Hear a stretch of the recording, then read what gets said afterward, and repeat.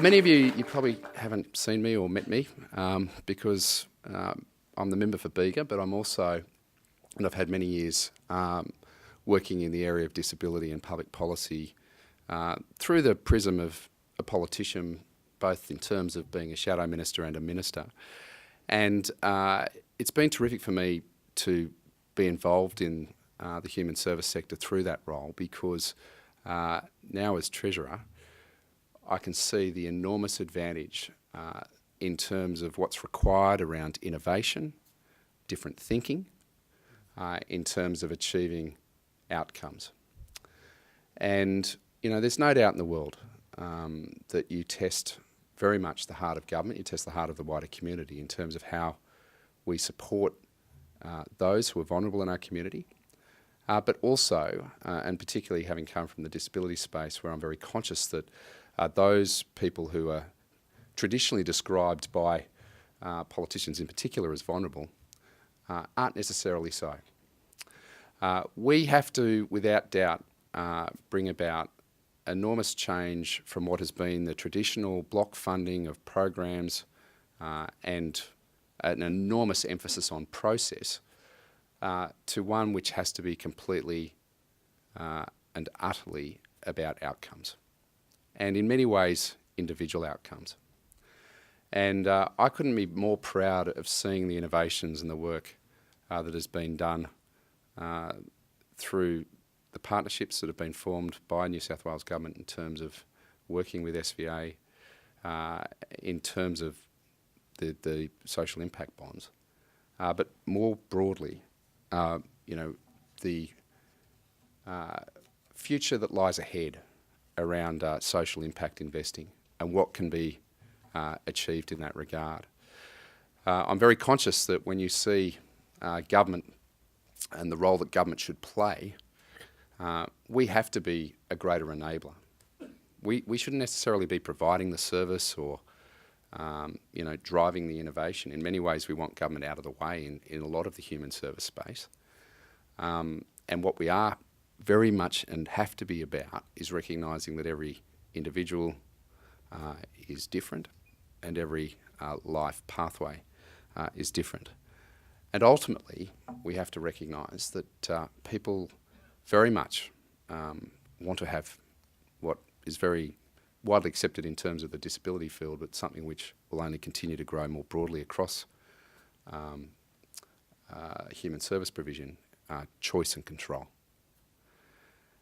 There's no doubt in terms of the role that the private sector can play in this regard, it's key. And we've seen enormous inroads made already, which Michael's going to touch on. But for me, it's the innovations that come with it because of the excitement that can be delivered in terms of the outcomes.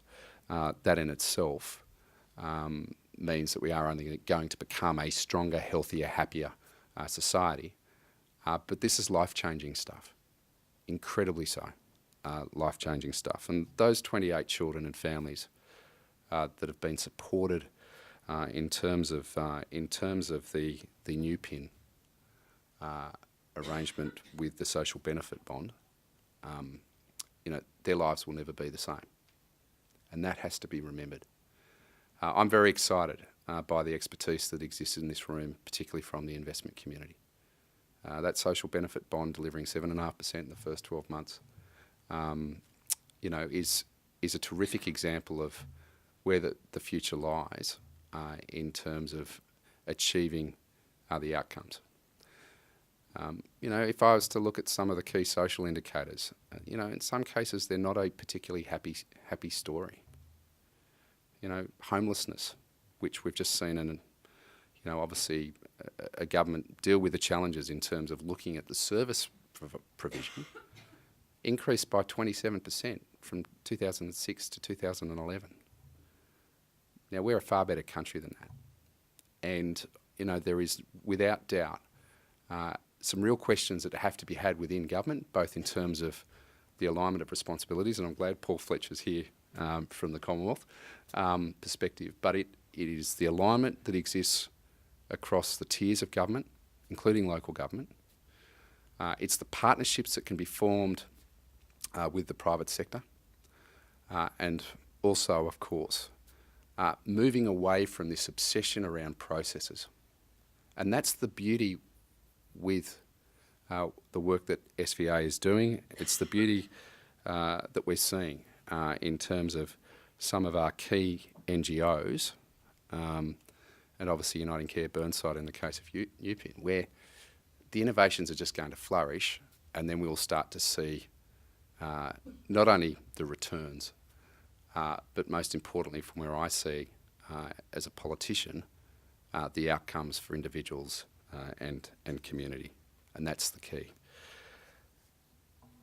We're very excited about the future, and I know certainly with the establishment of the unit within Treasury and DPC to focus very much on the social impact investment side of things, that we are going to see tremendous outcomes. There is no doubt. There's a very real passion from the Premier down through to the respective human service ministers that the excitement that lays ahead is a very real one. From where I sit, from a Treasurer's perspective, it has to be about outcomes.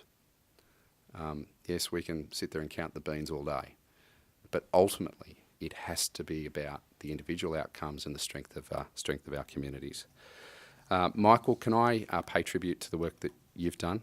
And I know that certainly, we're seeing something which is incredibly important, and I know in the decades ahead, in this state, the nation will look back at this period of time and look at the innovations that have been generated through the approach that you and your team have adopted. It's very exciting, and I know certainly we, from the New South Wales government perspective, want to see this area flourish and do so in an incredible way to make our state, make our nation so much stronger. Thank you.